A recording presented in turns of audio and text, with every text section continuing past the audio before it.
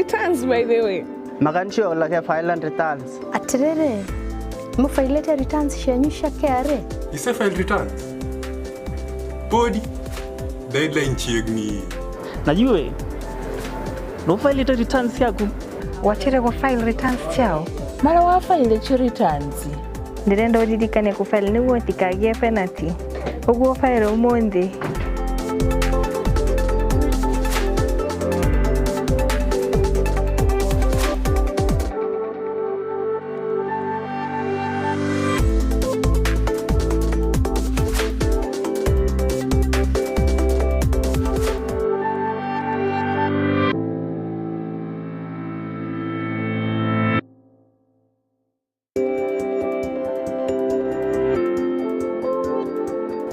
File returns, by the way. Magansho like file and returns. Atrere. Mo file returns.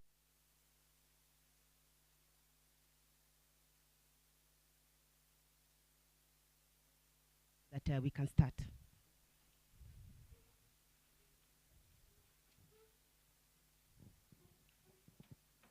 Okay.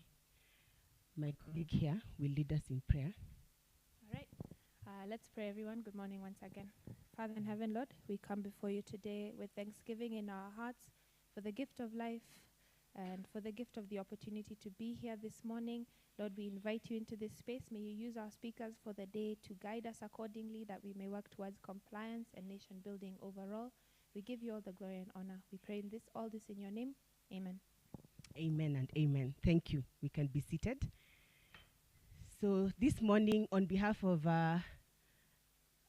Domestic Taxes Department, in which we are based, I wish to take the opportunity to welcome you to this very important forum on value-added tax obligation, for which you have been registered as new taxpayers. And we have a very good program for the day. We have lined up the theory part of value-added tax, and then we will proceed to the return filing portion of that presentation. And then we have a very important initiative that we are undertaking right now, very vigorously and very robustly, and that is the tax invoice management system.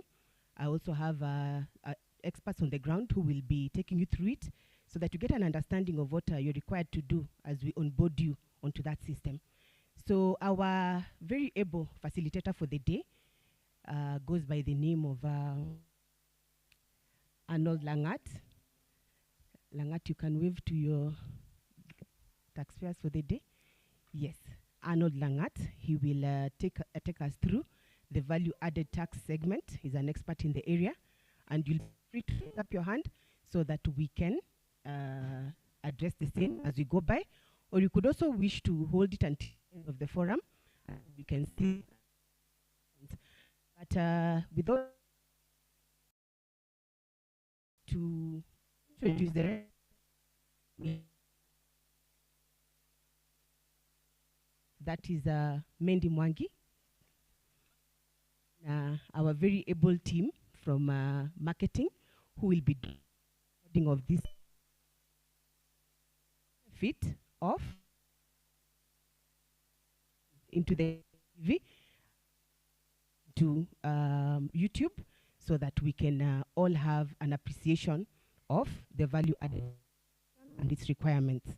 We also have our staff at the assisted us in doing the registration, David, and we are very happy to have the whole team here.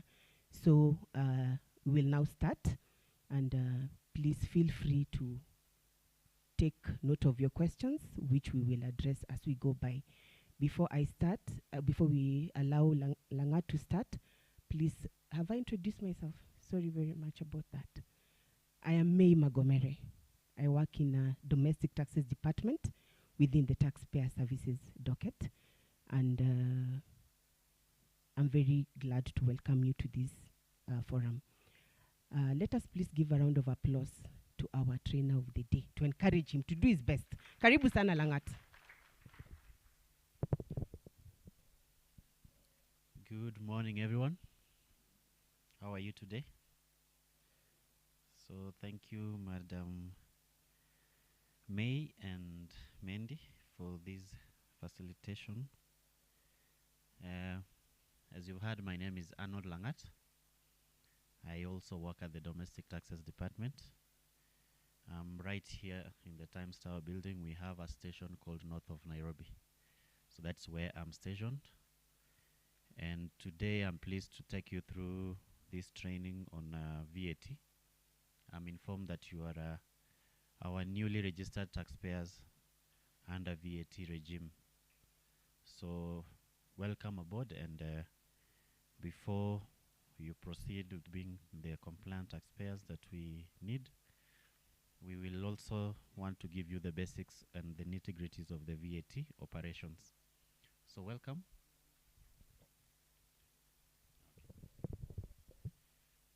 So welcome, and it will be a session of about 1 hour, which from the beginning we'll first look at the basics of VAT, what VAT is and how it operates.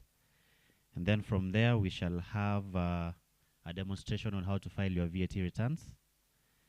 And then finally we'll also take you through the new tax invoice management system, how it works and what you need to do to be onboarded on that system.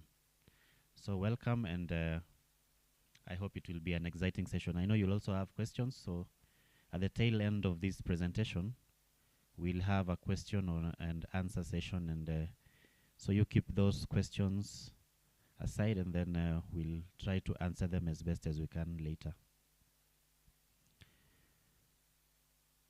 So as we begin the presentations, we usually have a disclaimer that taxpayers are notified that if there is any inconsistency between the provision of the revenue laws and the information contained in this training material, then of course the revenue laws shall prevail 2023. And I'm sure on the medias you've seen a lot of discussion going on, and actually those are part of what happened, which we usually say to be June in Kenya. So while we are still discussing those new changes that will now take effect from July 2023 going ahead, whatever we'll take you through today is only what is effective now. That is since last year, June, up to the present moment. Whatever will be passed by Parliament in the next maybe few months will take effect from July going forward. So what types of taxes are administered by the KRA? KRA, of course, as you know, is an entity incorporated in Kenya to administer all the laws related to revenue. So of course there are taxes, different types of taxes, and it's good that we separate and differentiate between the different types of taxes, so that out there you don't say, oh, I paid VAT, why should I pay the other one? So you should know the difference between them. And first of all, we have what we call the direct taxes. And direct taxes are those that you pay from your incomes. Those are your direct incomes. For example, your salary. Anything that you do, maybe you do consultancy on something and then you get paid, that is your income. And the tax that you pay on that is called a direct tax. And usually they involve the corporate income tax if you are a corporate entity. We also have turnover tax for those who qualify to be paying turnover tax. We also have capital gains tax when you transfer property to another, on that, which can qualify to be called direct taxes. That is taxes that you pay directly from your income. Then we have indirect taxes, and some of these are excise tax. So value added tax, which is the subject of our discussion today, is an indirect tax, and it is subject to everyone. And this is only, you pay it as you incur this VAT if you are the final consumer of a product or a service. So if you are, say you buy water from a supermarket and it has VAT, and you consume the water, you will actually suffer that branch of the VAT. But as a taxpayer, that one is not considered to you as an incidence on you, because the way VAT operates is that whatever you buy has VAT, whatever you sell has VAT. So at the end of the day, the difference between what you sell and what you bought is what you pay the government. So essentially, you are like an agent of the government in collection of VAT, because the price of, let's say, the water, and then you include VAT on top, it doesn't actually involve an incidence on you, because you are merely collecting the 16% on behalf of the government. And the difference between what you sell and what you purchased is what we call the VAT operation mechanism. And the difference is what you pay the government. Sometimes it can also be a negative, to which is a credit, and you are able to carry forward that credit to the next period. And then the other third type of tax is what we call the agency taxes, like pay as you earn. This is for employers who have employees. So under the laws, you are required to deduct taxes on your emoluments and remit to the government. So welcome. I can see the room is filling up, and you can just find a space to sit on.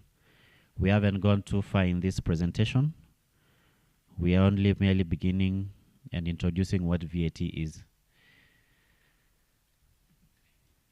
So the next thing that I want us to look at is the imposition of this. So currently it is administered using the VAT Act of 2013, which came into operation on 2nd September 2013. It is what now KRA relies on to enforce the taxation of sales of services and goods under the VAT Act. So someone else who is not registered to have VAT on their obligation cannot purport to charge VAT. So they cannot send you an invoice which includes VAT. So it's only, the only condition for you to charge VAT is to be registered. And I'm sure you are quite aware of the procedure of registration under VAT. You have to, you submit certain documents so that we know that you actually are carrying on a trade that is qualified for VAT, and that you reach the minimum thresholds of about 5 million shillings turnover in a year. So have to prove that you actually have an ongoing business. You know, previously we've had a problem with when you want to register for a PIN, you just take a PIN, then you just click on that radio button that says add VAT, and it used to be easy to just be registered for VAT. But if you don't know how VAT operates, you'll find that later on you suffer a lot of penalties from maybe ignorance. You didn't know what to do with the obligation, because it comes with some monthly obligations of filing a return, failure to which, of course, there are penalties for not submitting that return. So let's look at the operations of VAT and the basic principles that are used. So if a person has supplied or expects to supply taxable goods and services whose value is 5 million and above within 12 months period, one needs to register for VAT within 30 days of becoming so qualified.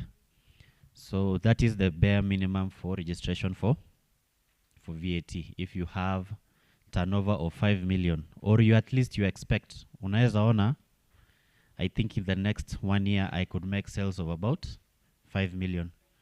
So in that case, you're supposed to register for VAT.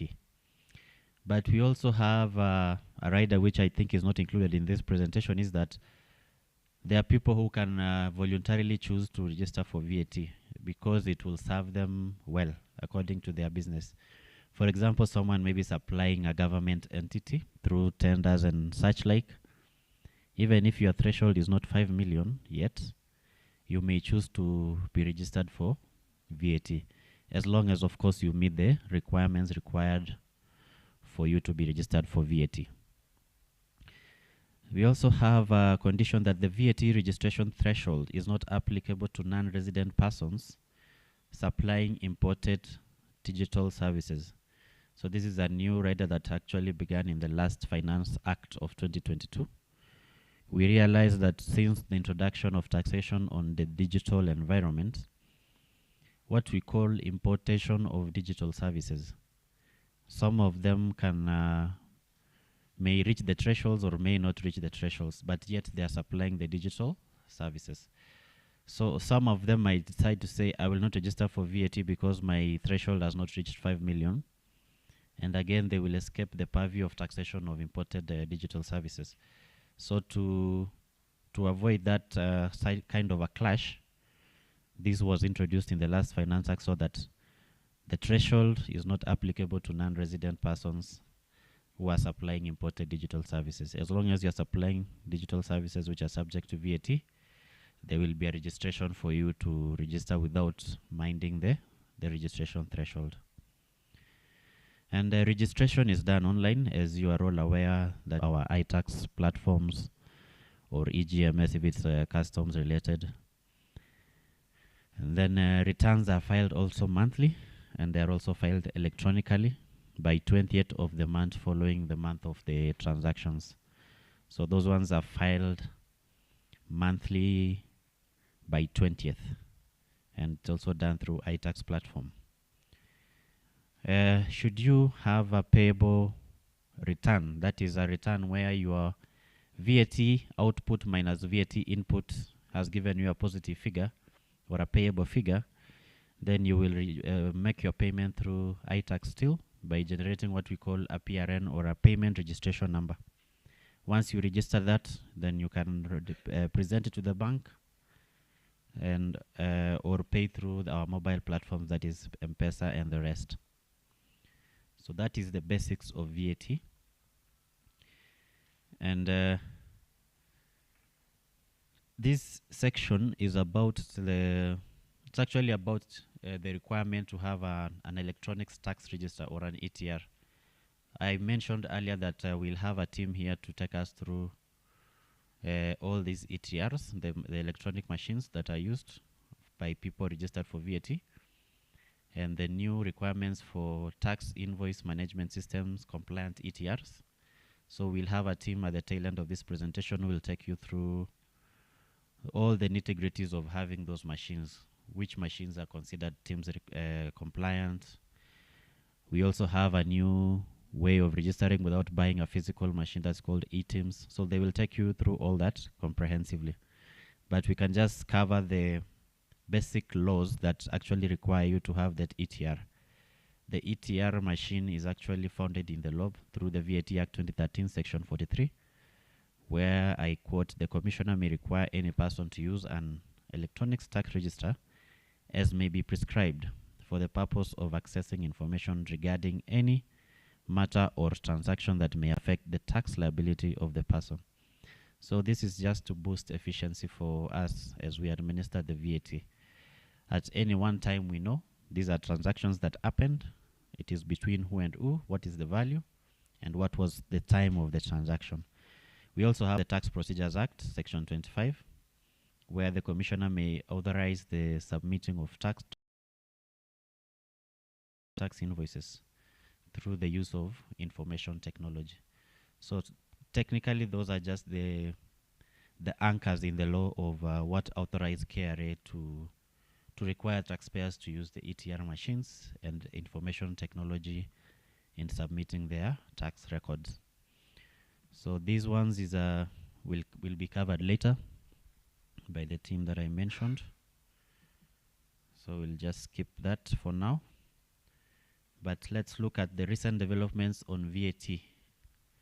That is the 12 months transition period for you to have that ETR machine be TIMS compliant or tax invoice management system compliant. It lapsed in July 2022. It was further extended to 30th November 2022.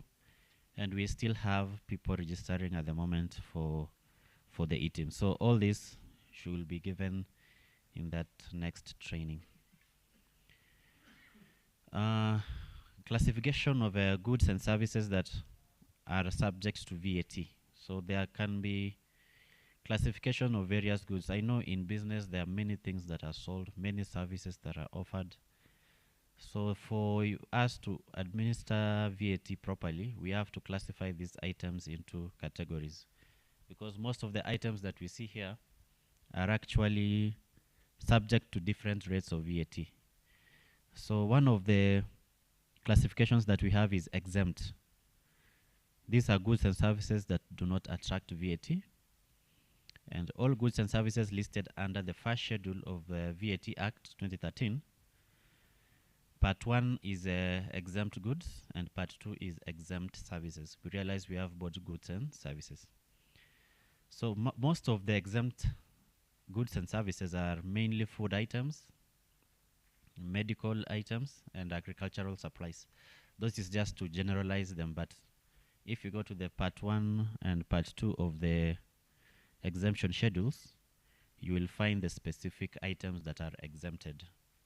But we will generally categorize them as being mainly raw food items, medical supplies, and also agricultural supplies. Those are exempt. They do not attract VAT. And then we have the next category, which is called taxable supplies, or what we can call VAT-able supplies. And now these ones are subject to VAT at several rates. There are rates under this taxable. So all these are anything that is not listed in the first schedule.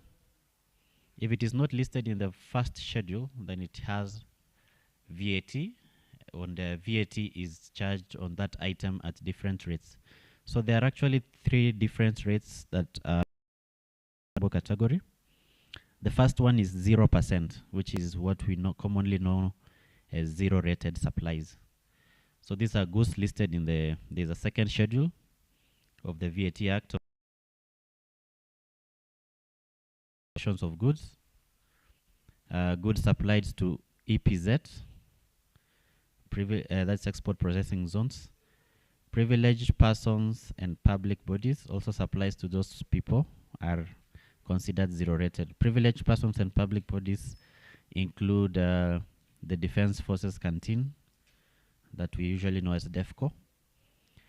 So supplies to those bodies are actually zero-rated. We also have a rate of 8%, which for now we know covers petroleum products, such as petroleum oils, which are obtained from bituminous, motor spirits, etc., and also the LPG gas, the one that we use as a cooking gas at home. So those ones attract VAT at the rate of 8%. Then we also have the general rate of 16%. Now this applies to any and any other type of good or service which is not under the category of 8% or 0% or exempt. Anything else, for avoidance of doubt, attracts VAT at the rate of 16%. So whenever you're not sure of whether an item is charged at what rate, you check the exemption schedule. If it's not in the exemption or the zero-rated schedule, or it's not a petroleum product, then definitely it is charged at 16%. So those are the 3 categories of the tax rates under taxable supplies. Now some of the examples that are given here for which are common. For example, zero-rated supplies include exportation of goods, transfer of business as a going concern. That is, if you sell a business that's still in the process of making profits, it's not being wound up. If you sell a whole business, transfer the whole business, then it's also zero-rated. Whenever you make supplies to export processing zones or special economic zones or privileged bodies, as I mentioned earlier. We also have horticultural services. And then we also have exportation of taxable services in respect of business process outsourcing. Now you'll realize that this one, although I said I will not delve into it, but in the current finance bill, they'll want to actually define properly what business process outsourcing is. But what we can say currently is that there are those businesses that are very large and they may decide to outsource a business process. Let's say you are accounting for your company. Your company deals in horticultural services, for example. So if you don't want to hire accountants per se to be on your payroll, you might decide to outsource and get another exempt supplies, financial services, insurance services, which includes insurance brokerage services. Those are exempt. We also have educational. That's why your university or your high school fees do not have VAT on them. We also have transportation of passengers, except where the means is hired or chartered transport. Those ones are also exempt. So on that transportation of passengers, you will notice that bus fares are not charged VAT, but if you hire a plane, a private plane, or you charter a flight, or whether you are flying internationally, then the flight tickets are actually inclusive of VAT flights. Then we also have sale, lease of land, and residential premises. Those ones are also exempt. So there are many items under those two categories. We just mentioned at least the ones that are common. But whenever you're in doubt, you can also refer to the acts under the second schedule actually in those categories. So let's look at an item called a tax point. This is very important in VAT operations. And the tax point, or what we know as the time of supply for a transaction, is the tax point is important because it will tell you which VAT period a transaction belongs to and which VAT return to include the transaction. And so, for instance, there are some supplies which might take time for it to actually happen. Sometimes you can issue an invoice this month, but you are not paid, etc., etc. Or you are doing a road project for the government. You have issued an invoice, but due to some problems with finance, it delays, or the goods or performance of the services, receipt of part or full payment on account of the supply, date a certificate is issued by an architect. So of those four conditions, whichever comes earlier will determine the tax point and will also determine the period in which you include your transactions. The last one is about the date a certificate is issued by an architect. For example, an architect may certify the progress of a construction process in steps. Maybe step one is laying foundation, the next one is raising the walls. So whenever they do issue a certificate, they will also quantify and say the foundation has been done and it is worth so much. So that amount that has been valued will fall for that period when the certificate has been issued. So all those four conditions are very important whenever you are transacting out there, so that you know when you file your transactions. The most common one is the one of issuance of invoice. That is the most common tax point because most transactions happen when the invoice is issued. So that's the most common tax point. But in case there is no invoice involved, then the rest also will happen according to that order of priority. So let's look at the VAT operations, how it operates. For example, many people might have the questions of how much do I know? So VAT operates on a principle called the input-output principle. And a registered person should maintain a record of his sales and purchases for a tax period. That is, a tax period for or revenues is what we call the output tax. So VAT payable, or the VAT that you pay, is actually the output tax minus the input tax. So output tax is actually the VAT on your sales minus input tax, which was the VAT on whatever you purchase to your business. And it has to be any purchase that helps you to do your business. So for example, if you operate a small kiosk or a shop and you purchase maybe furniture like this, they may not be what you actually will sell later, but you purchase the furniture maybe to help you run that office efficiently. So we will say that all the purchases that are related to making those supplies will be qualified for input tax deduction. So if this figure that we have calculated here is a positive figure, the tax due is payable on or before the 20th of the next month. This may also be a credit, which you carry forward to the next month. So there is a chain of supply of how typically the VAT behaves. So there's a manufacturer who is VAT registered. For example, let's say the manufacturer of this microphone that I hold, they are registered for VAT. So their VAT payable is actually output VAT minus input VAT. Because for them to manufacture a microphone like this, they have to buy the plastic, the wire mesh, all those will qualify as their purchases. And then the final product is now the sale of the microphone, which is the output VAT. And then they will sell these products to a wholesaler, who is also VAT registered. The wholesaler will do the same thing. You will do the output VAT minus input VAT. The wholesaler may have bought many items, maybe microphones, including other items. Those ones will all qualify for input VAT. And then whatever they also sell will be output VAT. And then they will also pass on the same to the retailer. The retailer will do the same thing, output VAT minus input VAT, and file their return accordingly. Now the final person, who is the consumer, is actually not VAT registered. For example, individuals like us, whenever we purchase items from supermarkets and the rest, we are not VAT registered. So we will actually bear that VAT. We will not pass it on to the next person. So the more microphones you buy, the more pens you buy, the more products that you buy of VAT, you'll actually be paying more VAT on your end, depending on your consumption. It's not limited. You can also choose not to pay VAT if you decide not to consume. But as long as you are consuming, you'll basically the chain of supply from the manufacturer all the way to the consumer. Now there's an example here of how a product may be worth 100 shillings during the purchase.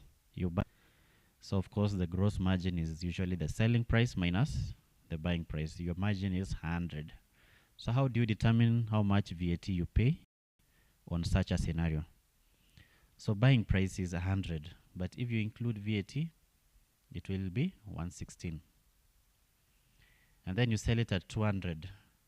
If you also are registered for VAT as a registered taxpayer, you will include VAT of 16%, and now your selling price will be 232.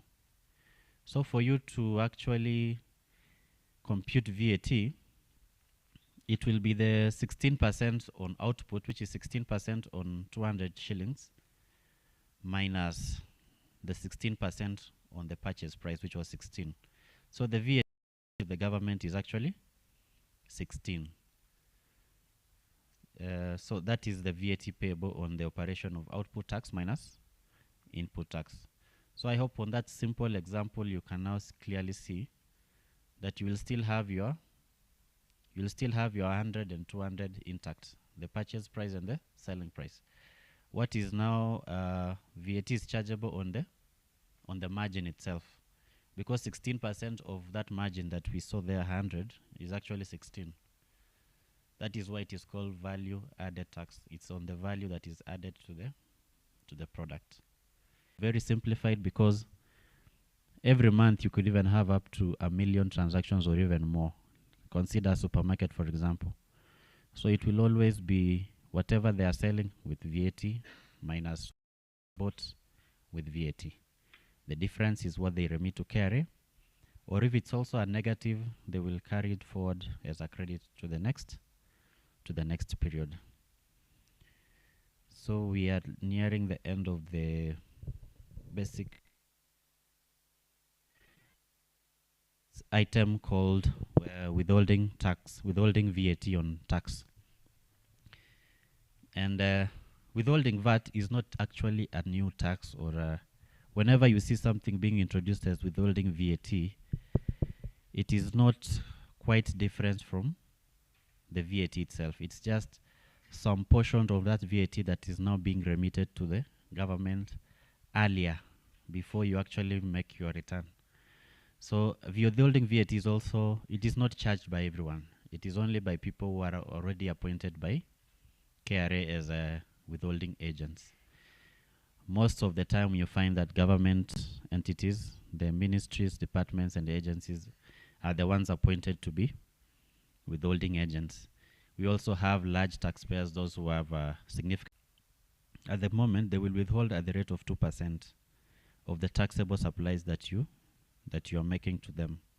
Instead of paying you the full value with VAT, they will withhold the 2% and remit to KRA directly. So that way KRA already has 2% of the VAT you are supposed to account for. And it also helps us in administration, because sometimes we need data to know how many transactions are happening out there, who is involved, so that whenever you fail to file your return, then we know 2% was already withheld from you. Why haven't you accounted for the rest? That is around now 14%. So this one was effective from 2014. We started in 2014 the withholding VAT concept, but initially it was at 6%. But then in 2019 it was revised to 2%, so that it's easier in administration. Sometimes 6% was too high for people who are dealing with, let's say, exports. You would find that whenever you withhold 6% from them, they will end up in a refund position. So we end up just doing refunds all the time. But 2% is manageable, because you can actually make up for the 2%. And so there's a small table there, which is an example of how the VAT withholding applies. We have a value of a taxable supply there that is 154,500. So if you charge 2% of that, it is 3,000, and registered withholding agent will remit to KRA. And that's when you will get a certificate on your email address that says that certain withholding has happened, and now you will account for it in the next period you will get this as the VAT at 16%. That is the invoice value that you will see. But 2% will already have been remitted to KRA. To require a refund or need a refund because of certain circumstances. For example, bad debts. After a period of 3 years from the date of that supply, where that person has become legally insolvent, you should underline legally insolvent, because insolvency, you have to actually file that you are actually insolvent. So if you have made a supply, you have already filed your return and paid for that VAT, but that person has not paid you, they have become insolvent. So you are entitled to a refund, and the process is that you apply for that refund, and you come and prove by documentation that you actually made a supply. It has to be for a minimum of 3 years, because you can chase the debt in any other way for about 3 years. From that, you can now write it off and say, I may not collect that debt anymore. So if it had VAT and you paid for that VAT, you are entitled to claim for a refund through application. We also have excess credits as a result of zero-rated supplies. So someone who is perpetually supplying zero-rated supplies, for example, someone who is purely doing exports, which are zero-rated. So they may buy certain items locally here, which include VAT. But when they are exporting, of course, they will charge 0% VAT. So you will find that output minus input will always be a negative value. And so they will be also entitled to apply for a refund of that VAT amount. Then we have the offset or refund of excess credits arising out of withholding VAT. I mentioned that earlier, that sometimes withholding credits have happened, but when this person files their return, they find that they are in a credit position mainly due to the withholding taxes that have been happening on their account. So on that one, if it is excessive, you may apply for a refund, subject to also approval and proving of that situation. Each item is reviewed on case-by-case basis. And lastly, let's look at the Finance Act 2022 amendments. That is last year. These are the changes that have been happening now for the last 1 year that have been happening on VAT. So the first one was, of course, the VAT rate on the supply of LPG gas, that is liquefied petroleum gas, which includes propane, is at 8%. So that gas that we use for cooking at home is usually charged at a VAT of 8% from last year, June. And then the also other amendment that happened last year was exclusion of a person to whom an imported service is supplied from reverse VAT. So usually when you import a service, Kitambo, you used to be the one that is to account for VAT through what we call reverse VAT. But now, last year, that change happened where that person to whom is the subject of the imported service was excluded from that accounting. Then we have the clarification that input VAT can only be deducted in a return for a period. So usually once you buy something, I mentioned earlier that you can claim as one of your purchases. So previously you could actually claim that I bought such and such item from the other person, but the other person has not filed in their return that they sold it to you. So in some instances, this scenario would put us in a bad scenario where someone can claim even an input that is not genuine. You can say I bought it from so and so, but that person did not actually sell it to you. So right now in the current Finance Act of 2022, you actually need to claim only input which has been declared on that by the other person as having been sold. The other change is the one that affects people who import petroleum. That is input VAT claim in respect of the open tender system for importation of petroleum products which are cleared through a non-bonded facility. So those people could claim, because sometimes where there is an open tender system where importation of petroleum products, not everyone, we know we have many oil markets in a country. So not all of them will be allowed to go out there and get the petroleum. So as well from those people who have won the tender, let's say Shell, Rubies, and the rest. So the other change that happened is deletion of provision for refund of VAT tax paid in prior during the period provided under the Tax Procedures Act. So all those changes happened, and we might also see the overhaul or maintenance of the same in the new Finance Act bill. So there are many, even including the inclusion of exemption goods and from VAT, the zero rating. There are also processes there that happened. So because time is far much gone, we thought 1 hour would.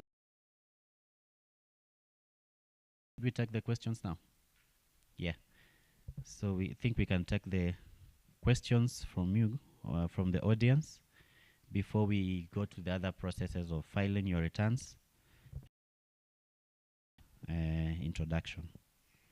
So who will be our lucky taxpayer number 1? Yes, please. Yeah. And maybe Langat, I can thank you for that presentation. As you respond to these questions, today I was ably informed that you are part of GT11. Therefore, you are an experienced KRA officer dealing in compliance matters, all things VAT. So perhaps as you respond to the questions that are coming in, you can just touch on the general errors and mistakes and misconceptions, all things VAT, to ensure that our newly registered VAT taxpayers moving forward, those who will be assigned to you and your colleagues in north of Nairobi, move forward fully compliant. Perhaps we can do this for another 10 minutes, then we hand over to our colleagues from eTIMS. Taxpayers, we ensure that by 1 p.m. you will be out of this room. We value your time. So, karibu sana. All right. Thank you. I have 2 questions. Like the customer on who consumed our service, and 6% of what we supplied. And as we had already submitted to KRA the VAT that we was charged, because we invoiced him through eTIMS.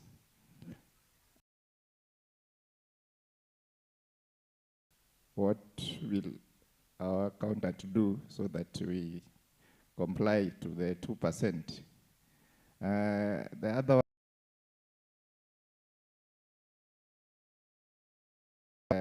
is the customer, is the client, is the person who made us now to at least be onboarded on eTIMS and how to invoice the customer. So we used that to invoice him. At the same time, he developed a credit note. What was Nini, but you already invoiced the customer. And right now we already submitted the VAT. Do with the credit note. Thank you. Thank you very much. Langat, perhaps I can take one more. Anyone with a question? Yes, sir.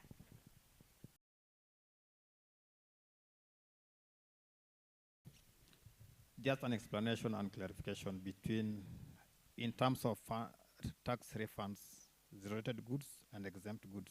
I don't get it.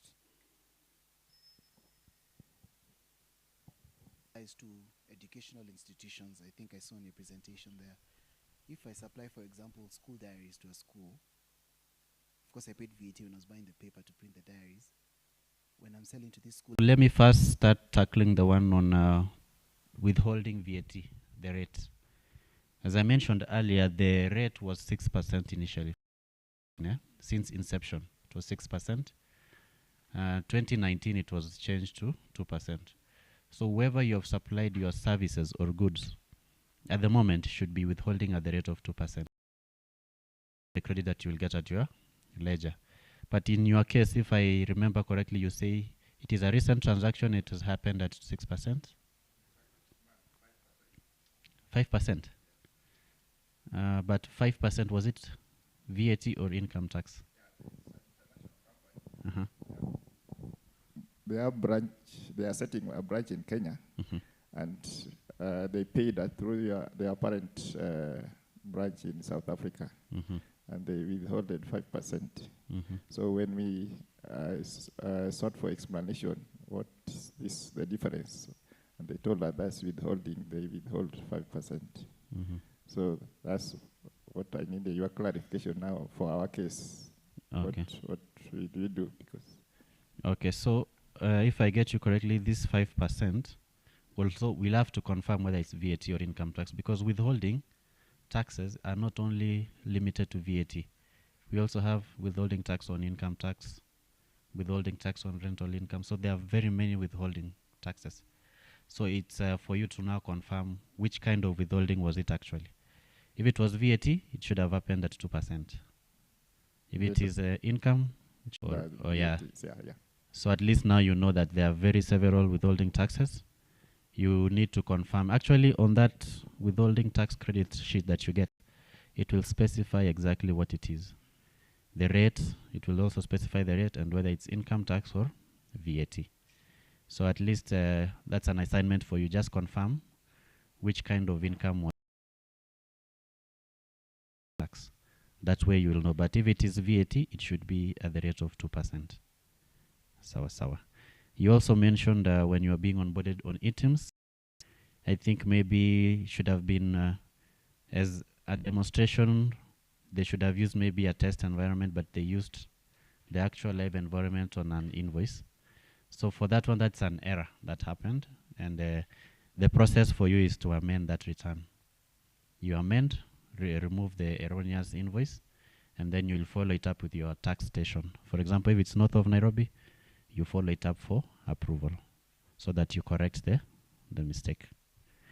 And then to the question by Frederick on refunds on zero-rated supplies. So that one, I think what you want to understand is why there are refunds on zero-rated supplies. So you should know the underlining item is exclusively zero-rated supplies. If you supply,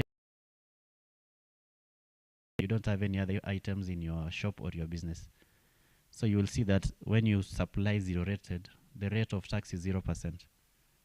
And what we are doing for VAT is minusing output minus input. So for example, let's take an example of a business that sells items which are zero-rated, but they have bought water, they have bought furniture which include VAT. So you see when they supply, they get 0 VAT in return because it's 0%. But when they were buying, they bought stuff inclusive of VAT. So such a person is now qualified to apply for refund on the VAT that they incurred on some of the items. So it is not everyone who does zero-rated supplies that will be refunded. It's only those who did. Then there is a question by the gentleman there on lying schools and stuff like that. So when I mentioned the exemption on schools, I didn't mean now the other stuff. What do they do? What is their core business of a school? It's actually training, right? So when they do the training, that training by a university to give you the degree is the one that, those ones are just other sides of business which attract VAT. But for them, the core business is training, and that training that they offer is the one that is exempted. So that is the end of the first part of the questions. Which were the other questions? Langat, confirm if you will give us another 10 minutes of your time there. I think common errors that newly registered VAT taxpayers sometimes experience, and maybe you can also tell us about the tax service offices. These are all Nairobi region taxpayers that are invited unless they found. But most of you guys, if you are newly registered, there are mistakes that you are bound to make that may cost you. So the first one that is very common is not knowing that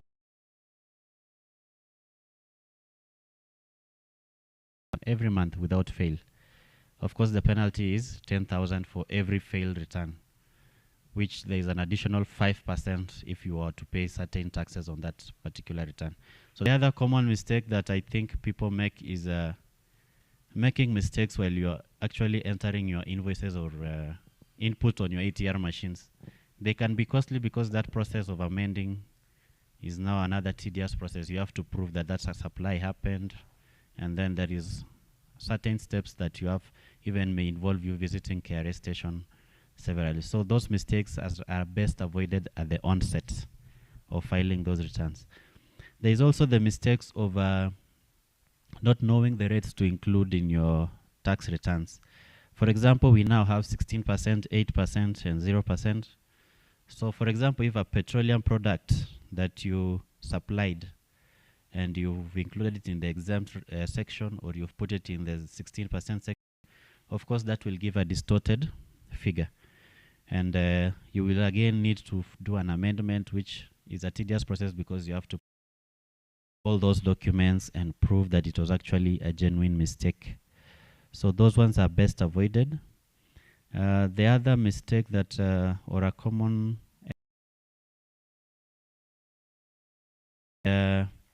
supplying, or whenever you're giving us that data, you've given us wrong PIN numbers for other people. You actually intended to claim input from a certain taxpayer, but you have used the PIN number of another taxpayer. That will create also an inconsistency notice to you, and it will also involve another amendment, which is also tedious. So it's best to be careful whenever your tax returns, and make sure you file your tax returns in time.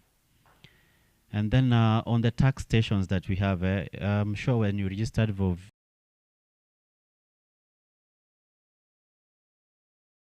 so in Nairobi, we have several stations. I mentioned earlier that I'm based in the north of Nairobi, which is here, right here in 14th floor. We call it the North of Nairobi Tax Service Office. Then we also have one in Upper Hill. North of Nairobi covers CBD and all the way to Starehe and Roysambu and parts of Thika Road.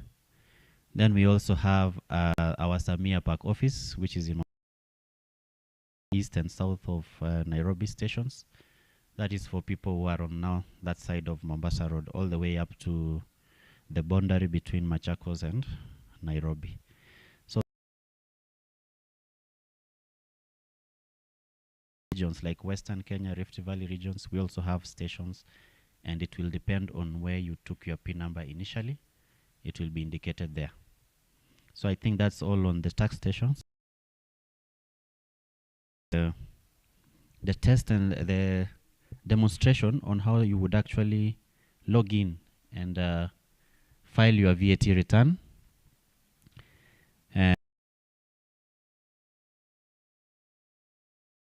Be complex depending on your transactions, but we'll try to do as much as possible what we can.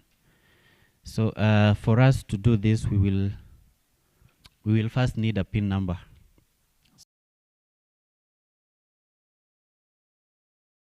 Volunteer their PIN so that we may use it for demonstration purposes. It's a test environment. Anybody has their PIN around? Yeah, sure.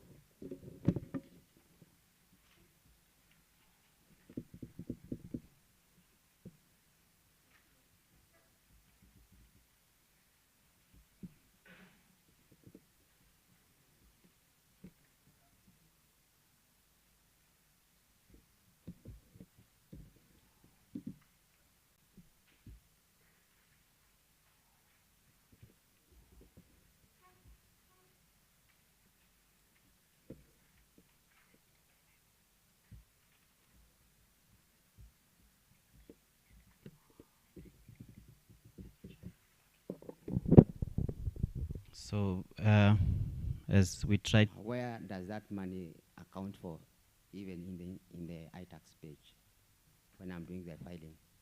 Again, when you are reporting, while you are still claiming your inputs, see whether it's a local purchase or an import. So you select import.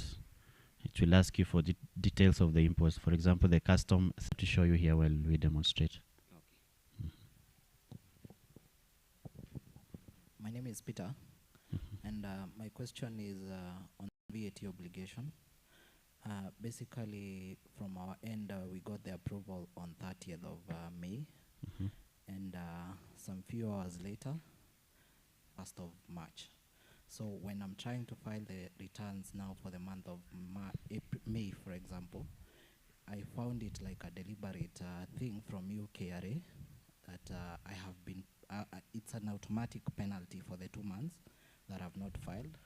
But basically, I got my approval on 30th of May.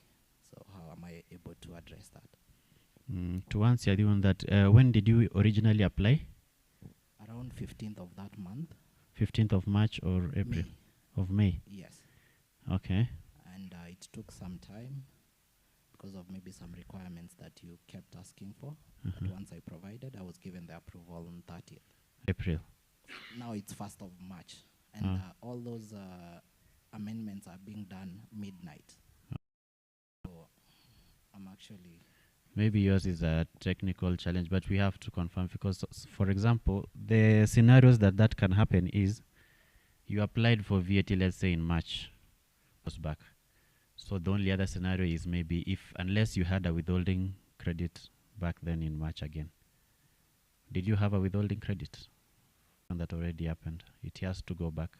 Even if you apply for VAT today and you had a transaction in 2022, which a withholding happened, if it is erroneous, that you can also apply for a waiver of that penalty, and your reasons will be a technical hitch on the system. Yeah.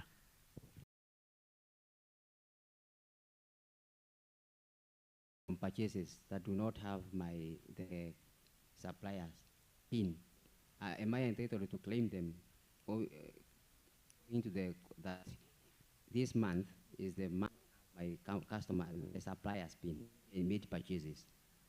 the input, VAT, they do not have the PIN of the supplier. Am I supposed to use them while doing the May VAT return? No, under the current provisions, you can only claim something that is proper. Proper by meaning that you have to have the supplier's PIN number, also the time of supply. That it has to have their PIN. Okay. Yeah. Maybe from this side we have a question. Which processing is either exempt or zero rated? I don't understand there. What kind of flour is vertical or zero rated as far as I am concerned? Thank you. Okay. So you're processing wheat to make wheat flour. What other processes do you make? Do you make bread or do you bake or just flour? Just flour. The actual process of doing it or the wheat, the end result? Because the end result is usually zero rated because they are mostly food items. Like, okay. But now, and in your factory, you could have many processes. You could have the process of doing the conversion from wheat itself to, which you might buy products like you might buy diesel. Any other items which include VAT. So you see you will incur VAT as input. So those ones will attract VAT when you purchase them. But the actual end product that you sell, that is the wheat flour. VAT. Yeah. As I mentioned earlier, the process is if that is the exclusive product that you are doing, hakuna kitu ingine mnauza yenye ina attract VAT. It's only the zero rated one. Then now that is kama factory yenu is purely selling of that zero rated product. But if you have other stuff that attracts VAT, then itakuwa ngumu. You cannot. Hiyo now ni complex kidogo to explain because you have to calculate which portion of your purchases go to the general rate and which portion goes to the zero rated supplies. What is your station? Tax station? Or Nairobi West. So maybe we can link you up with someone to take you further through, maybe accounting for your VAT in the Nairobi West station. Actually, with the wheat, for example, income tax, of course, is there because at the end of the day, when you sell your wheat, so you are hoping to make a profit. So there will be income tax there. You're also doing a venture which is manufacture, which attracts excise. So all those products that you do or processes that you do can attract various taxes. So you will, I think you... I'm Kevin. So our company released last month. We have some basic questions. Firstly, we received many ETR receipt invoice. After we scan, I just see the seller information, no our company information. How can we check the invoice is useful for? Okay, so you are asking how to check the validity of an invoice. Yeah, because sometimes the invoice can appear Kevin, there is a team from eTIMS that will take you through the process of verifying an invoice. What should it have on the invoice for it to be considered as a... but sometimes the invoice no any information about our company. But as by law, invoice that doesn't have most of those basic info, then it's not a valid invoice. So once we show you that sample, you will know which one is minimum requirements. For example, having a PIN number is a basic minimum. It should have a PIN number, that person supplier, to give you a proper invoice. Okay. Yeah. Okay, another question. Will the KRA have the special audit every year? Whether we have a special audit? Yeah. Audits in KRA are different. We have audits stationed at the station, tax station, for example. If you come to north of Nairobi, we have an audit team there. They may notify you to audit. For the like we are from Tanzania. Tanzania maybe KRA every year has a audit about VAT or some other duty. Do the Kenya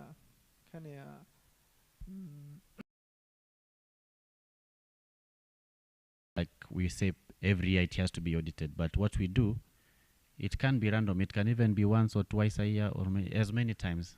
But what happens is we usually notify the taxpayer in case of an audit. If you also apply for a refund, you also get an audit for the. Last question. Thank you very much, Langat, for taking those questions. Unfortunately, our test environment is down. We would have loved to take you through a demo live and then hand over to Teams. Time is not on our side.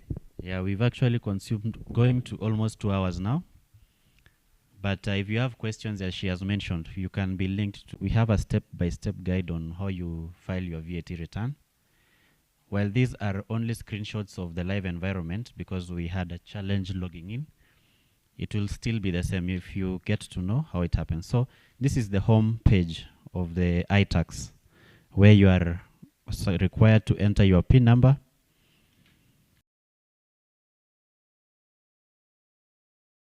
a security question, which is usually an arithmetic where you do the addition and then you click on login. So if the password is correct and so you will see that there are many tabs above there, starting with home, registration, and then there is the third one, which is not so clear, but it says returns. So under returns, you will actually click on the one that says file return. That is the first one there. It may not be so clear, but it says file returns. Then the fourth one, there is also file a nil return. So in case you do not have transactions, you use the one for file nil return. But in this case, if let's and right there it will automatically populate your PIN number. And then the next thing is you choose now which obligation you want to file a return for. So we have income tax company that return for. So automatically, if you had filed your return last month, it will automatically populate the one for the period immediately after that one. So in this case, if you fail to file your returns for a continuous period of time, this system will not skip and now ask you to file from the present. It will still take you back to where you left your returns. Excel form that you will fill your transactions. Once you are there, you will download a zipped file, which is in that. I'm sure for those who are computer savvy, this is a compressed file, which you will now open so that you are able to fill your data. So that sheet looks like that. It has several sheets, sections. The first one is the one on basic information, where you will fill your PIN number, whether the return is original or amended. And then the entity type is head office always, unless you now have branches. Some people have branches for their PIN number. Then we have the period for the return. For example, we mentioned August 2022 for that one. Then you will also mention whether you are a resident person or a non-resident person. So right there is where you on sales. This is the section that we call section B. Section B is about general rated sales. And we mentioned general rated sales are those charged at number of the purchaser, their name, the ETR serial number of your ETR, then the invoice date, invoice number, description of goods, what are you supplying? If it is a supply of water, supply of write the description there. And then you'll also have a summary down there. Once you enter your values, you have a summary of the values that you've entered. If you entered 100,000, it will automatically calculate 16% of the 100,000, which is 16,000. Then now you go to section C, which is sales and output tax for the period, for the other rates. So you can check there that you mentioned it's still the same items. For example, this is for, it should actually be section F for purchases, where you claim your purchases. So ignore the title there, it should be section F. So someone asked here of purchases there as the first one. The first one is a local one, and for a local one you have to have the PIN number of the supply. But for an import, that part which is grayed out because maybe registered here in Kenya, so you can claim both imports and local supplies. So the same details you will enter with the amounts, and then it will calculate at the rate of 16%, and then it will give you a Then we have also the section D, which is for zero-rated purchases, sales for the period. So zero-rated are those that do not attract VAT for information purposes. And it is important for you, one of the common mistakes people make also is, because now maize flour is zero, but it is advisable that you include all your zero-rated or exempt sales so that we have a correct record of your business transaction. We also have purchases and input tax. This one we have already covered, where you include local and imports. Then we have also the section M, which is now a summary of what you have input. You can see this section is gray. They entered in what is the summary.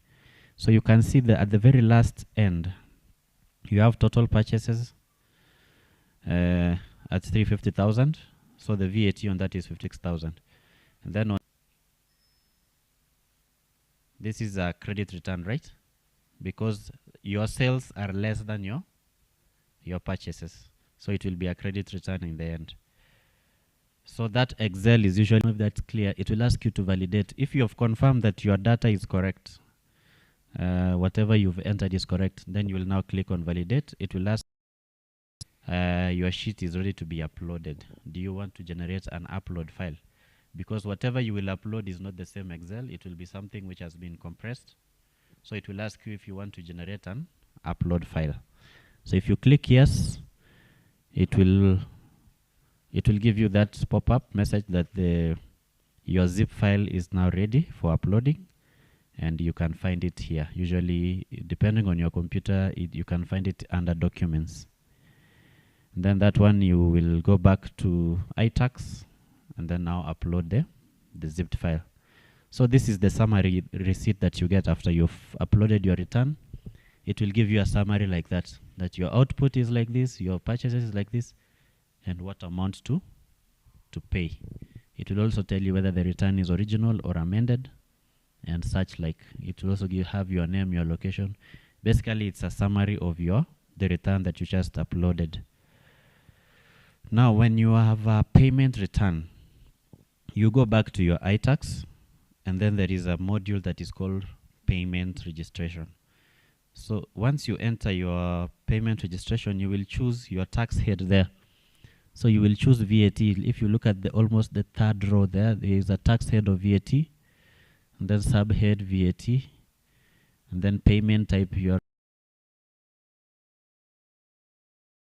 and then there will be the amount which is already populated there. So you will just click on the radio button there on August 2022. It has a value of around 10,000 there, and then you add.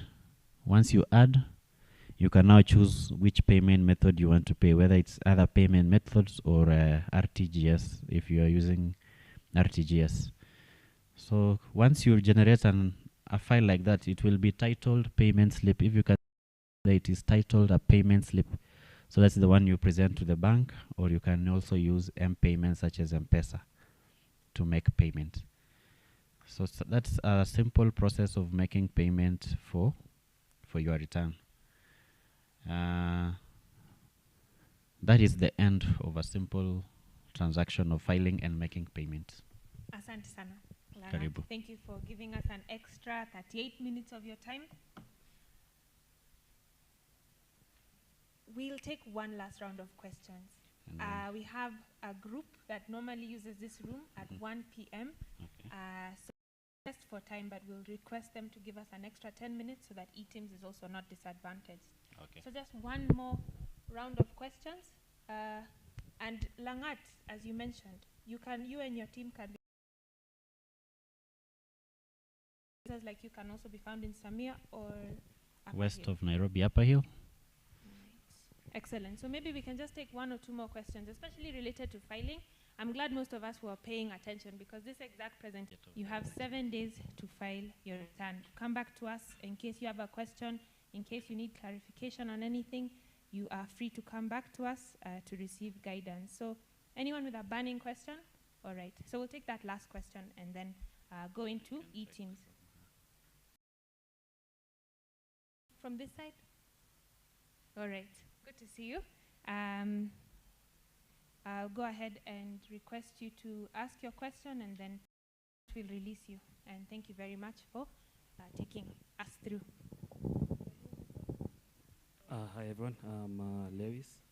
I had two questions on filing. Number one, when filing, do we use the CU invoice number or the invoice number as indicated by the supplier? That's the first question. The second question is for a credit return. For how long can we push it forward? Thanks. Asante sana for that question. The last question we'll take. Good afternoon to you. Well, my name is Jane. Yes, I do supply, which I don't have a problem with paying VAT. But now I operate a business, a little business. And this little business, we're supposed to pay VAT to customers. And now you find that it's not uniform. Because me, in my shop, I will do that. The next one doesn't have an ETL or an eTIMS. So you find that my customer, if I add the VAT, he will not buy from my shop. He will go to the next one. So is there a way that you can make it uniform for all people who are doing business, and especially the retailers, the street guys? Thank you, Madam Right, Jane. thank you. That's a good question on enforcement. Langat, if you're in a position to, I request you to respond to those two, and then we hand over to eTIMS. To And you can also eTIMS. just give us your parting shot. Encourage To use when filing your return, whether an invoice or serial number. So the invoice number is the key because it has to match whatever person will also declare. So it's the invoice number that is very important. But serial number is as well if you have a template, because the serial number of your machine will never change. You just make that always, your serial number does not change. And then your other one was on how long can you carry forward your credit in case you're a credit. So as long as you keep carrying on that credit, it doesn't expire as long as you are in business. The only time that that credit will cease is if you close your business, then you will now might need to apply for refund of that credit if you have closed your business. But as long as you're in business, you can always keep carrying for that credit. The question by Madam there about the differentiator, that now is it's how it is uko nje kwa ground. So how do we do that? Because you might both be qualifying to be registered for VAT. You, as a tax compliant taxpayer, you have registered for VAT, but your neighbor has not. So usually encourage that. I think at the tail end of this presentation, Mandy will also tell you there is enforcement measures where you can report anonymously if you are aware of anyone that is not complying to the law, because it will be to our advantage that every taxpayer is treated with equity and with fairness, that you do not feel like you are disadvantaged by the system while the rest is profiting. So we encourage you to report such instances, although it depends now on their scenarios, if they are qualified or not qualified for that VAT. But if you have information that they actually are qualified, that report will help us to do enforcement so that you can all be at par. That happens generally at the street level, because some are compliant, some are not compliant. So we encourage enforcement.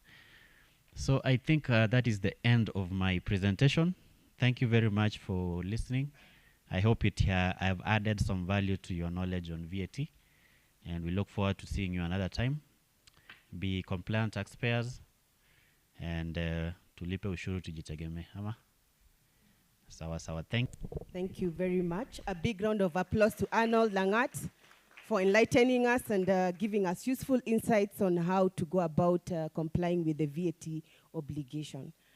Now, of our training today, it will be a short one, straight to the point, and our very able presenter who will take us through this next segment of eTIMS implementation is one Kevin. Kevin, karibu sana. A round of applause.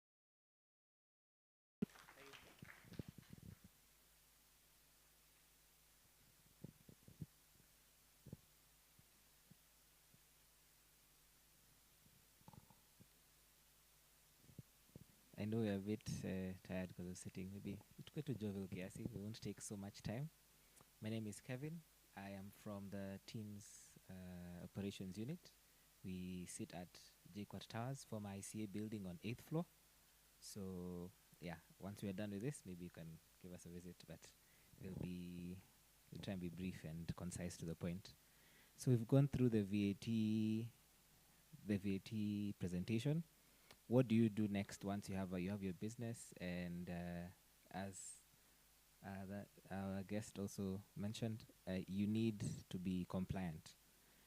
Initially, it will be a very short story. Initially, we had TIMS, which was the ATR devices. So we had the mandatory rollout, which was up to 30th November of last year.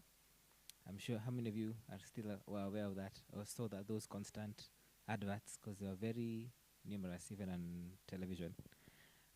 Once that mandatory rollout came and passed, that was on 30th November, we moved on to the next phase of TIMS. And what is the next phase of TIMS? That is now eTIMS, which is what we're going to be talking about. eTIMS basically is, eTIMS and TIMS work hand in hand. It's a complement to what TIMS is. It's just that when we were rolling out, we had the cries of various taxpayers, because with TIMS and the ATR devices, you'd find that there are people who did back onto normal business procedure became a bit of a problem. So eTIMS now came up because it came up as a solution to the taxpayers who would want to comply, but don't necessarily have the funds or have the capacity to get an ATR device, and some of those for a bit much, to be honest. So eTIMS is electronic tax invoice management system. It has various applications that you're going to see, and the main difference, as we've said, is they work hand in hand. Just that it's on online. It's on an online portal, and it's also a software application that is installed on your phone, on your computer, on your laptop, on your tablet. Platforms that you're going to see as you go on. The pilot phase for eTIMS was in February 2023. Right now we're in the mandatory rollout phase, which means that every taxpayer who was not onto TIMS is being onboarded now onto eTIMS. And I believe that's also us who are here right now. The objectives of eTIMS, of course, as Langat has very ably said when he was concluding, so it's through various ways of collection, to provide additional support to taxpayers, to minimize the cost of compliance. That's what we said, and that's a very key point to note there, because you'll find for eTIMS we have online portal for people who do services only, or your phone. So if you're in services, whatever, as long as it's purely services, auditing, legal, what other services are there that you can probably help me consult? As long as you're in services, you just need your computer.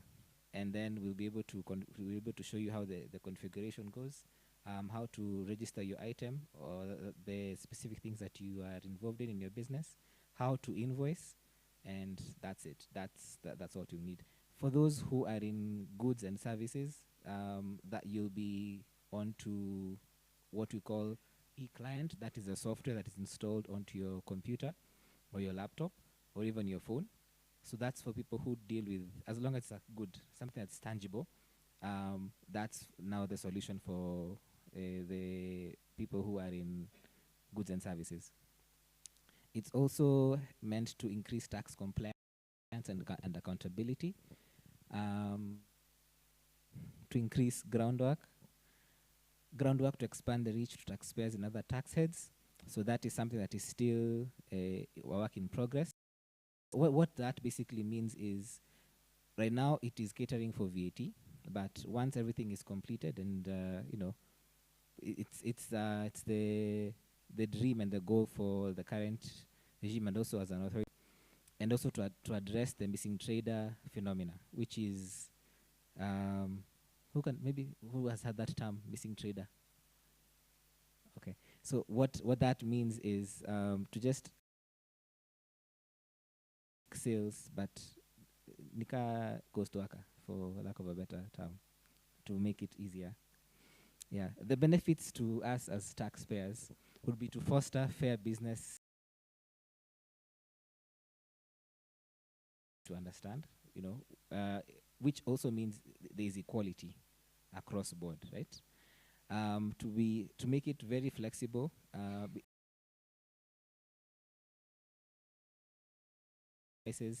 and as easy as even on your phone. It's supposed to lead to faster processing of VAT refunds. And an added advantage is that it has a stock management module, which is meant to assist taxpayers maintain their own inventory. So for those of you who deal with goods and services,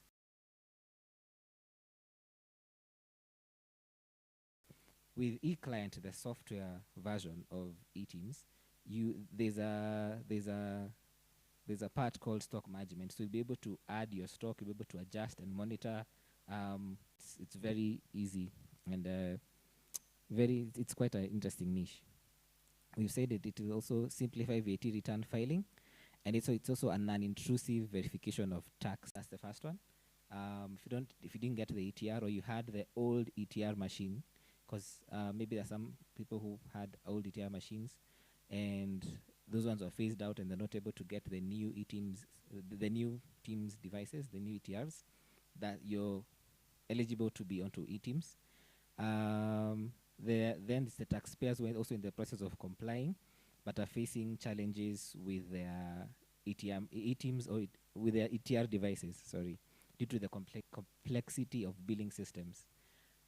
Those ones are now the people who deal with large, bulky transactions and systems. For example, supermarkets. When you go to a supermarket, there's a point of sale, there's a billing system.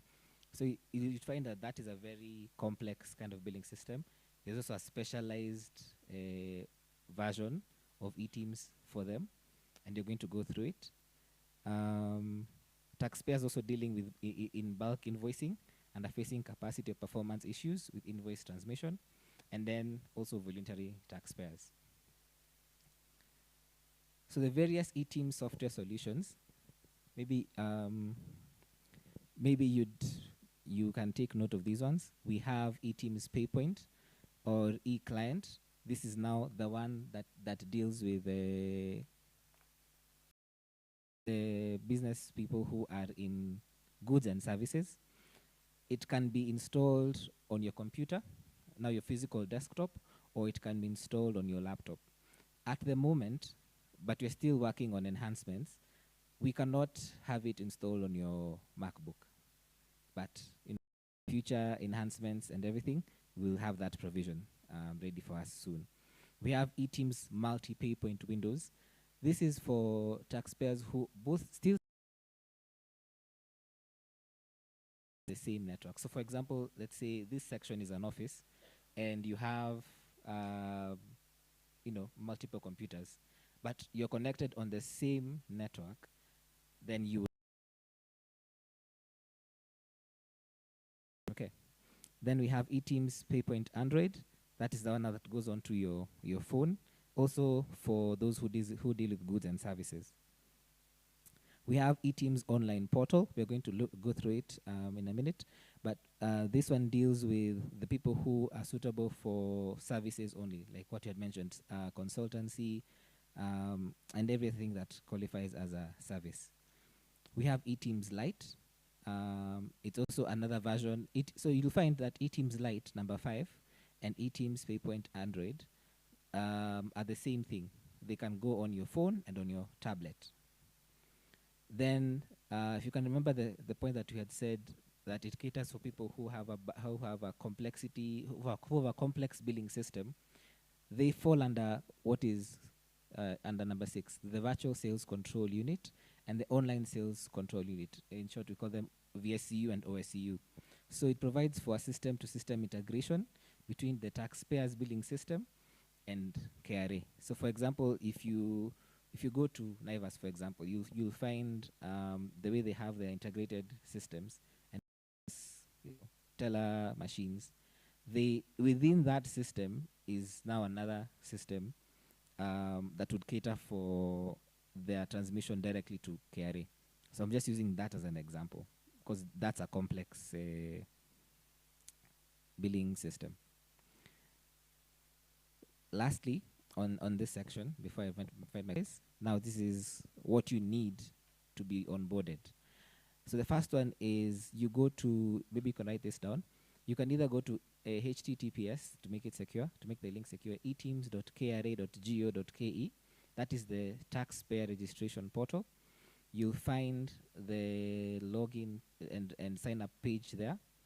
And what you need there is you need to have the registration, the application and commitment form, which you'll get on the KRA website. So if you go to KRA, to the KRA homepage, you'll find a section called eTIMS. Under that section, there's a whole list which describes what eTIMS is. It describes, as we need to have an interview with you to just be able to understand the nature of your business, because we found, and we're still finding this, that sometimes as you're engaging with people, sometimes the nature and just because of the nature of the systems, we want to make them, have the right solution. So that's the fact. And then we also look at if the capacity of the taxpayer and what device that they're using. Yes. So that is the page that you're going to see after. Good afternoon. My name is Georgina Odwell. For purposes of inclusivity, of course, it's right I wrap this. So the website is etims.kra.go.ke, and maybe if you're noting, this is what you should note, because this is actually the entire application. So you log on, as he mentioned, the guys who have eTIMS client, which is eTIMS Windows on our profile, will have an application that is that allows you to verify. Once verification is done, if your details are on our end, then you can be able to sign up. If not, then you reach out to us. We do a dashboard to facilitate you through and through. I'm going to take you through the eTIMS invoice. This is the new invoice. This is more or less what it looks like. I'm not sure it's as clear, but of course, for purposes of identification, there is our logo. Side by side, now our new CU number. That's what we use for registration. There's also details of both parties, be it the customer or the seller, the buyer, the PIN. So it would be the PIN, their name, their telephone numbers, and any other details that you choose to input in the system. We also have the QR code, which is the QR code, can be done via camera or any other application available on App Store or Google Play Store. Then you can be able to see the same information that has been transmitted on our website.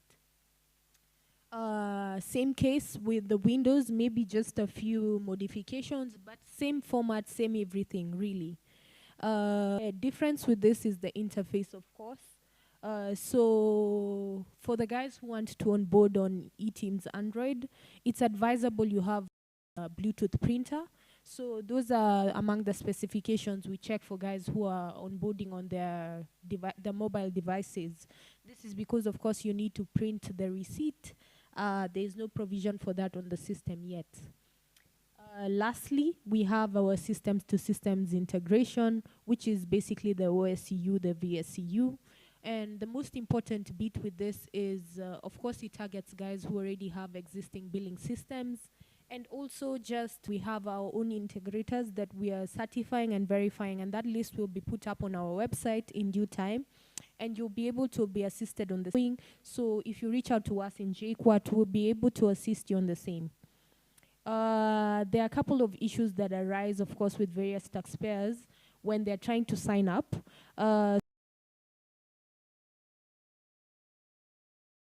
Especially if your company is new or you've just recently been removed from special table, maybe your data might not update when you're verifying it.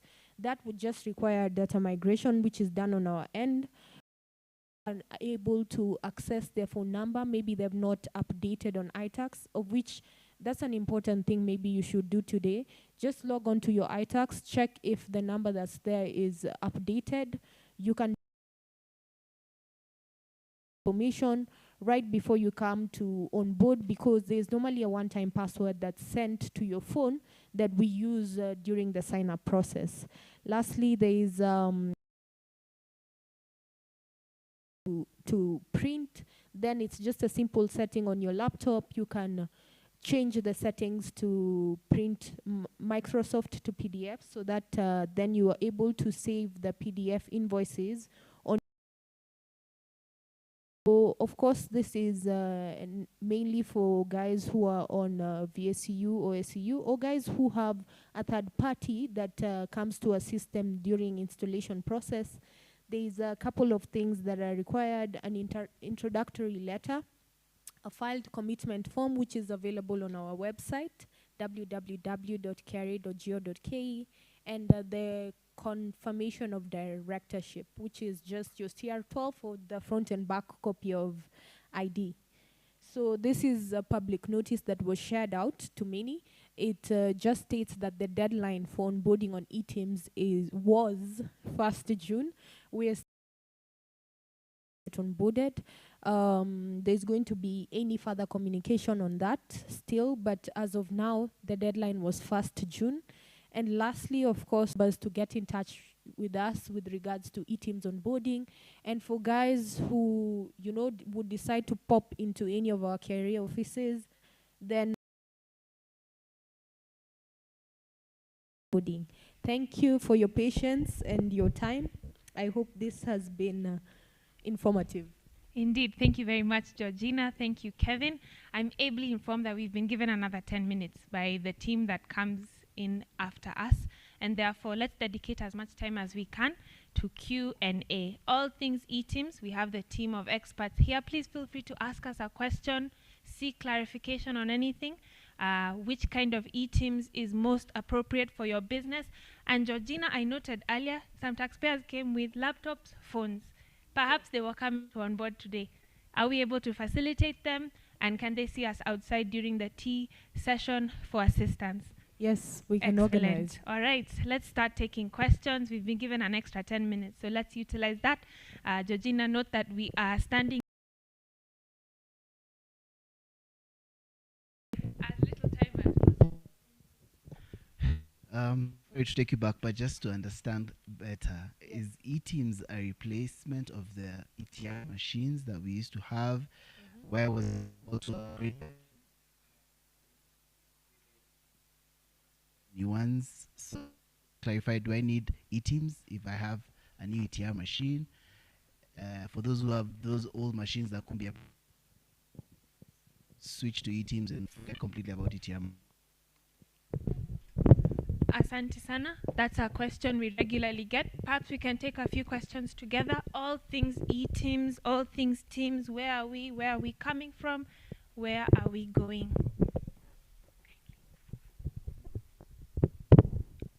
I'm Frederick.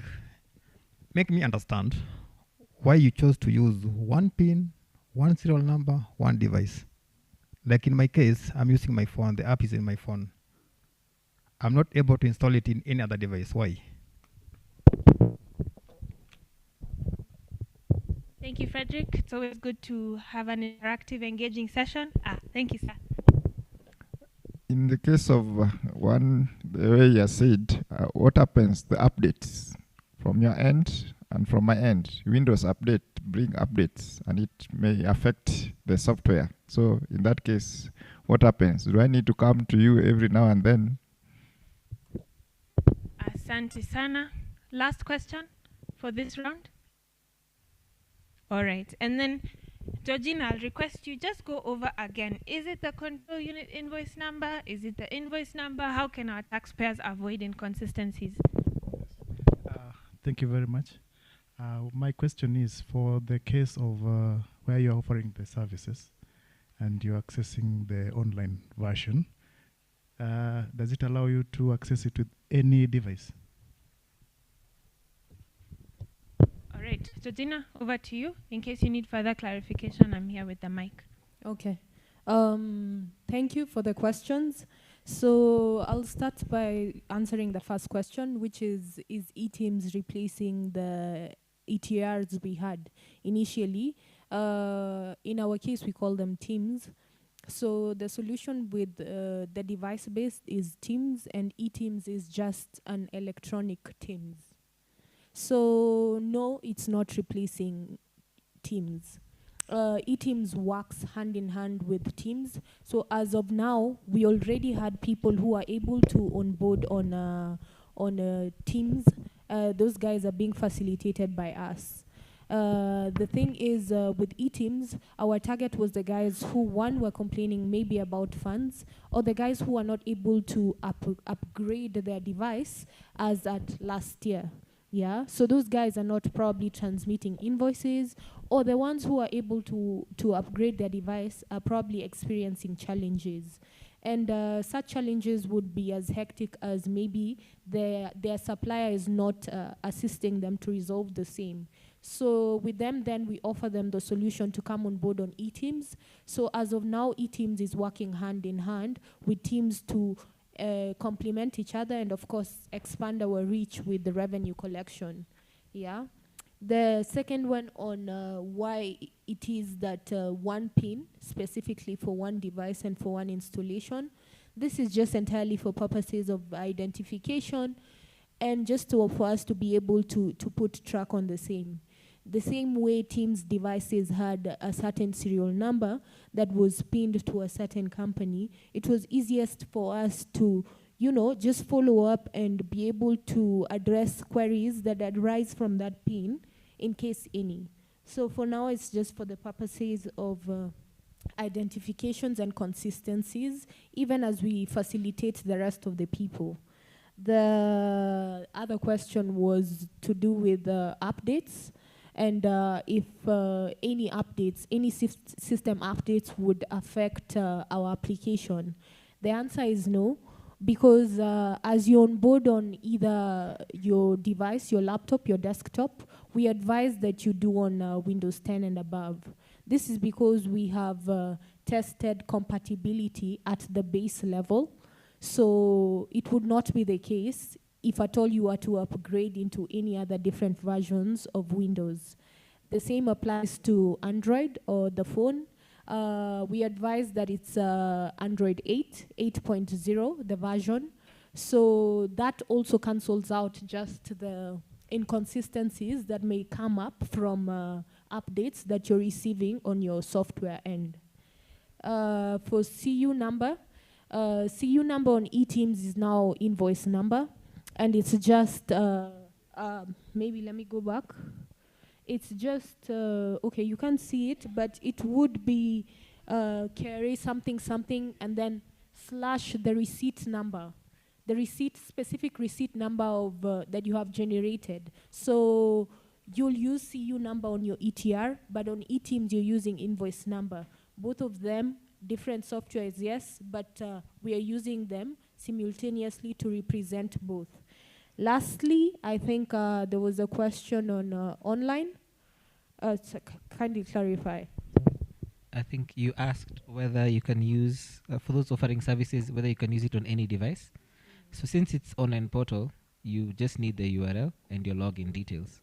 So then you can use it on any device. Yes. Any last question? Great. Anyone else?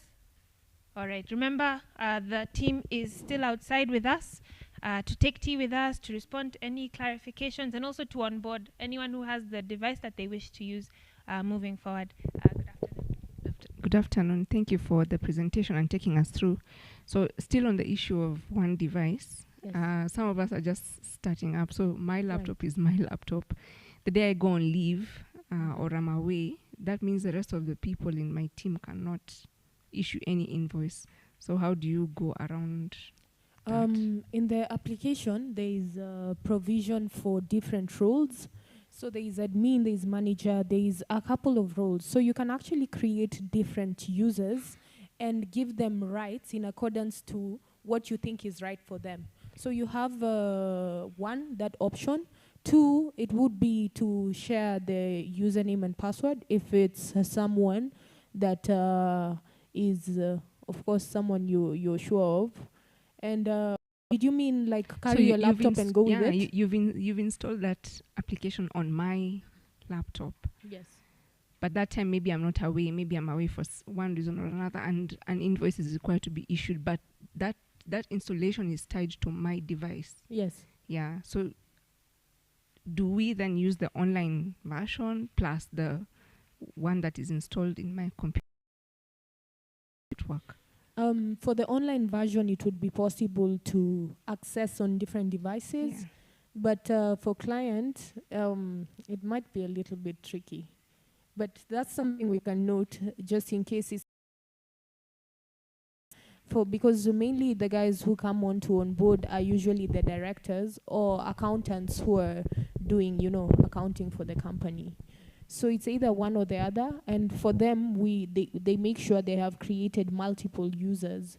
So they would have different login credentials, but they can access, the platform. Right.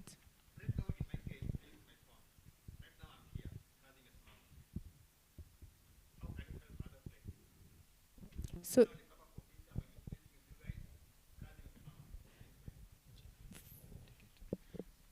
So maybe for those who have not had that question, the phone, na kwa hapa, you can't invoice since you're here.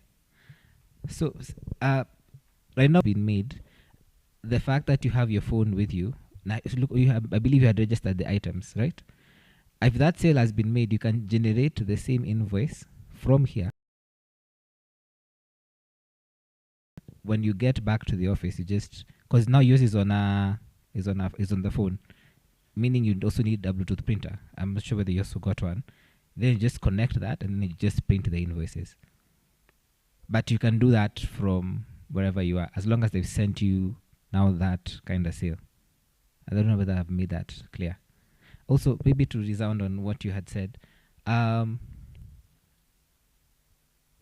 lady, if you have a laptop, and I'm assuming now, for your case, maybe it's goods and services, right? And you said you're starting off. So maybe when you're starting off, probably if you're maybe doing other things, you probably would have to leave the laptop at the office. I'm just saying. You probably need to leave it at the office and then create another user for someone else who you trust, who's going to be handling that part of the invoicing for you, and then they can help you with that. As you grow, maybe then you can add another device as you go on.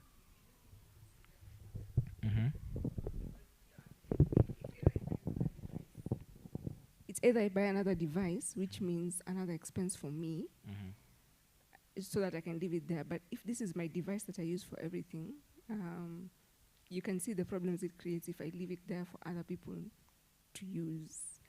Yeah. So I'm not saying you must do it now, but I think it's something you need to consider, especially if you're expecting us to use the client and you're tying the client to one. No further questions. Allow me to request us to raise our There's a hands. question up there.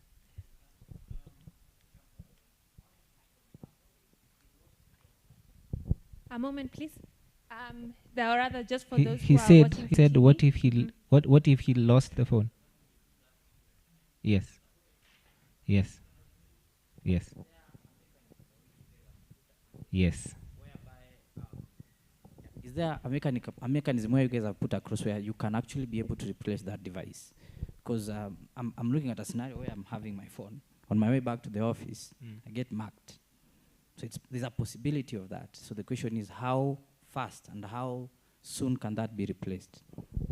So on the replacement of the device, that would still be on your end. But the mechanism that is in place right now is, for example, you have your... Okay, the device could either get stolen or it could crash. Because, technology, devices crash sometimes. So what we've put in place is, if your laptop, your phone, your desktop has crashed, it's been stolen, or something has happened to it, you can write to us and inform us. Write to us and also copy your tax office. Our email is teamsupport. Okay, teamsupport, TIM support at kra.go.ke, and inform us that your device registered to your PIN, you reference your PIN and your company, this and this, has either been stolen. In the case where it has been stolen, so you write to us with that report.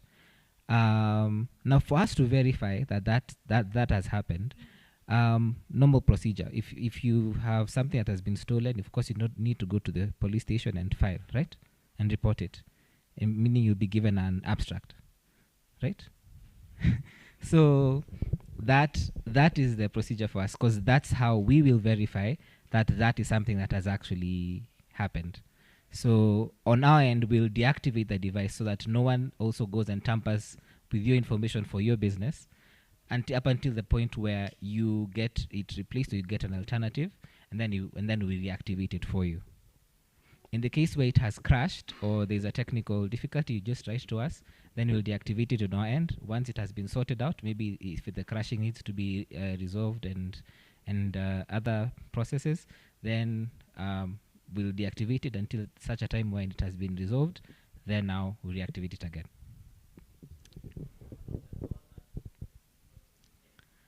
On the deactivation and reactivation.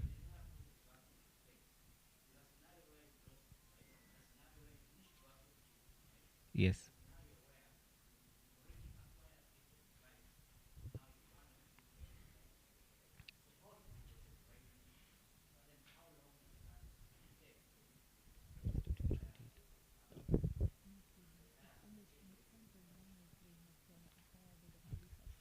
So in the case where it has been, your device has been stolen, as long as you have the police abstract, that would be immediate. In the case of changing a device, now that would probably need a review from our end as well. So I'd say between 24 hours to 48 at maximum. Yeah. And then now on the others where you need to get your device replaced. Now that is as depending on how fast your end is on getting maybe your device replaced and such. Excellent. Thank you very much, Kevin and team. A round of applause for the eTIMS team, who will still be with us at the end of this presentation. Thank you very much, team. Once again, I note that we are now standing in between you and T, and an opportunity to continue to engage with our taxpayers. But we are obliged to tell you about your rights and your obligations very quickly. Over the years, we at KRA have been putting in several measures to ensure that we strengthen integrity within the authority and curb corruption overall. So you'll note that we have endeavored to automate several of our functions. As you saw earlier on iTax, you can perform many functions from the comfort of your desk. That's again to our attempt at ensuring that the services we offer are efficient, effective, and to your satisfaction. We also have a very brief 32-page document available on our website. It's called the KRA Taxpayers Service Charter. It is a brief document, once again, that spells out your rights and your obligations. Your rights, which include the right to information, the right to courtesy, the right to a refund if you're in a refund position, the right to relief, Your obligations include the obligation to file and pay the correct amount of taxes due, the obligation to register for the correct tax obligation, the obligation to cooperate and be honest. As you know, Kenya is a self-assessment regime. Therefore, you are required to be honest in each and every one of your returns. Once again, it's an undertaking on our part. Have approved timelines. So should you not be served within that time, it becomes a complaint. And then you have channels through which you can escalate that as well.